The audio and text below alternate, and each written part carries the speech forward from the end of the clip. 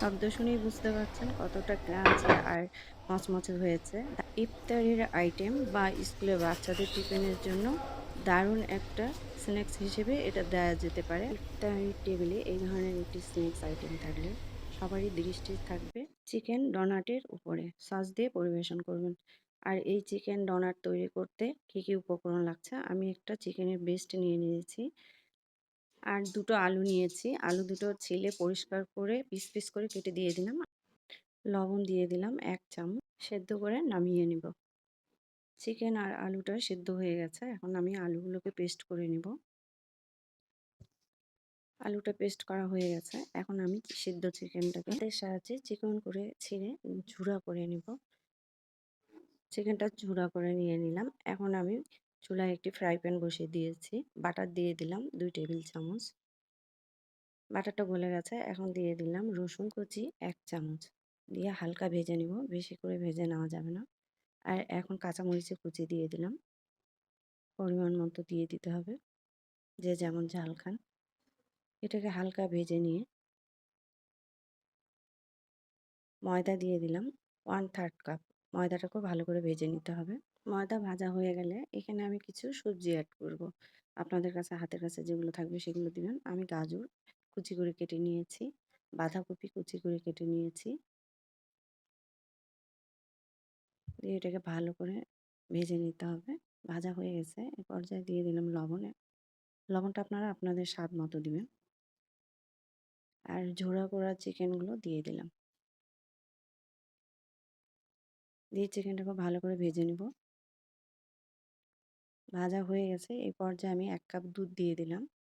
আর চিকেনের স্টকটা রেখে দিয়েছিলাম সেটা দিয়ে দিলাম মেজারমেন্ট কাপের ১ কাপ। এই পরিমাণ দিলে এই মাংসটা সবজিগুলো আমার সেদ্ধ হয়ে যাবে।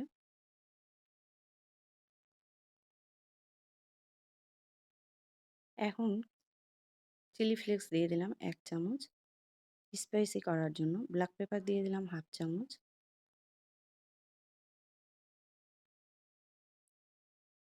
আর চাট মসলা দিয়ে দিলাম ১ চামচ।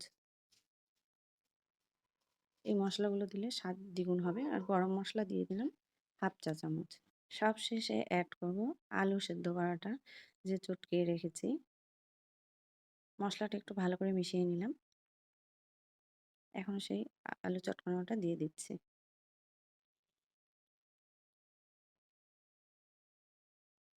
দিয়ে ভালো করে নেড়ে নিতে হবে যেন ভালোভাবে মিশে যায়। না হলে আলুটা দলা পেকে থাকবে। সবশেষে দিয়ে দিব ক্যাপসিকাম।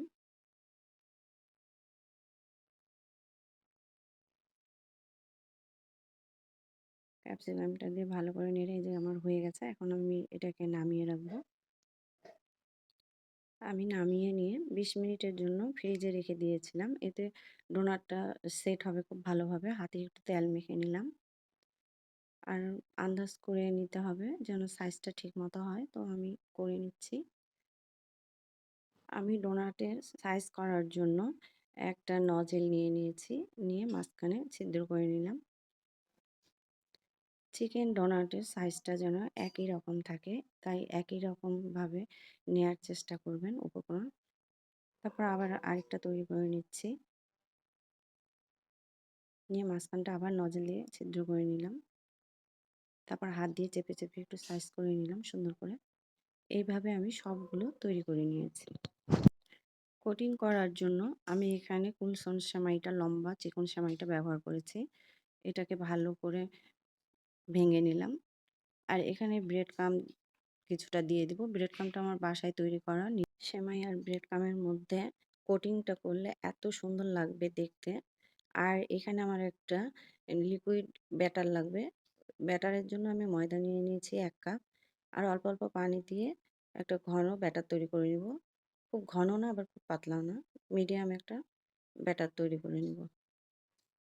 ব্যাটারটা আমার হয়ে গেছে। এখন আমি ডোনাটগুলো চুবিয়ে তুলে নিচ্ছি। তুলে নিয়ে ব্রেড ক্রাম্বের মধ্যে দিয়ে দিব। দিয়ে ভালো করে কোটিং করে নিব। কোটিং করার সময় সুন্দর করে ঝেড়ে সুন্দর করে নিতে হবে।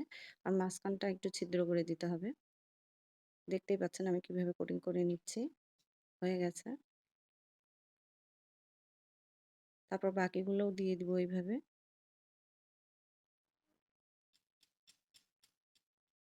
ব্যাটার থেকে ঝরিয়ে তুলতে হবে, নাহলে আবার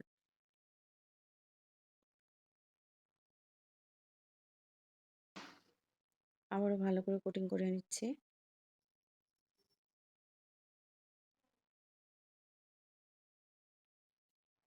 চুলায় আমি আগে থেকে একটু ফ্রাই প্যান বসিয়ে দিয়ে তেল গরম করে নিয়েছি। গ্যাসের ফ্লেমটা মিডিয়ামে রয়েছে। এখন আমি একটা একটা করে দিয়ে দিচ্ছি। এই কাজটা খুব সাবধানে করবেন, যেন নতুন তেল ছিটে যেন হাতে না পড়ে, তাহলে আবার হাত পুড়ে যাবে। আর জালটা মিডিয়াম আঁচে রাখতে হবে, নাহলে খুব তাড়াতাড়ি ভাজতে গেলে এটা মুচমুচে হবে না আর পুড়ে যাবে।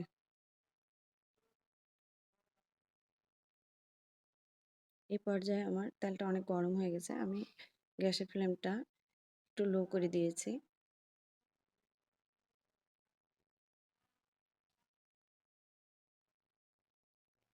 তারপর সবগুলো উল্টিয়ে দিব। ভাজাটা একটু আস্তে ধীরে করতে হবে। খুব তাড়াতাড়ি করতে গেলে পুড়ে যাবে আর মচমচে হবে না।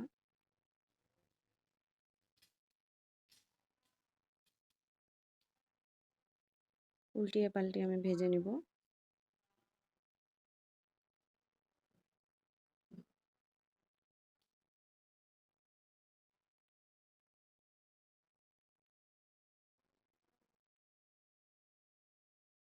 ভাজা হয়ে গেছে। এখন আমি তেল ঝরিয়ে উঠিয়ে নিব। একটা ছাঁকনির মধ্যে তুলে নিচ্ছি।